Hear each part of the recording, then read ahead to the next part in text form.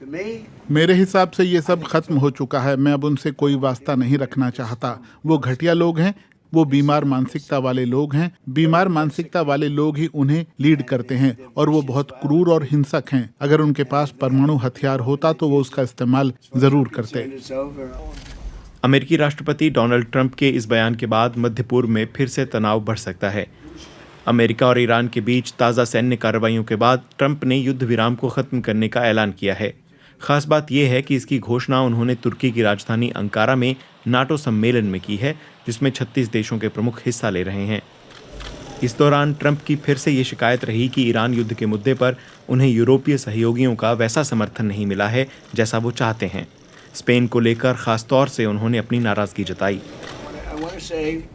मैं फिर कहना चाहता हूं कि मैं नाटो से बहुत नाराज हूं, क्योंकि हम उस पर ज़रूरत से ज़्यादा खर्च करते हैं। हम अरबों खरबों डॉलर ज़्यादा देते हैं।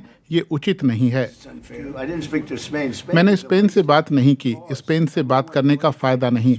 अब हम स्पेन से व्यापार नहीं करना चाहते। मैं चाहता हूं कि आप इसे बंद करें। स्पेन नाटो में बहुत ही खराब सहयोगी है। वो साथ नहीं आते, पैसा नहीं देते। मैं स्पेन के साथ अब कुछ नहीं रखना चाहता। स्पेन से सारा व्यापार बंद कर दें, आधिकारिक यात्राएं भी।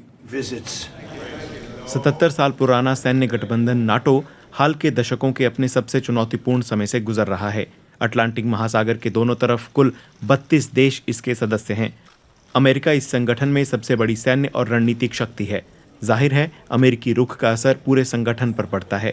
नाटो महासचिव मार्क रूटे के साथ बैठक में ट्रंप ने फिर से ग्रीनलैंड को अमेरिका का हिस्सा बनाने की मांग दोहराई, जिसका डेनमार्क ने साफ शब्दों में विरोध किया। इसके अलावा नाटो के बजट को लेकर भी अमेरिका और यूरोप में खींचतान बनी हुई है। अपने दूसरे राष्ट्रपति कार्यकाल में ट्रंप का जोर रहा है कि अमेरिका के अलावा बाकी सदस्य भी अपनी जीडीपी का 5% रक्षा पर खर्च करें। यूरोपीय सहयोगियों ने रक्षा में निवेश बढ़ाया है, लेकिन ये 5% के आंकड़े से कम है।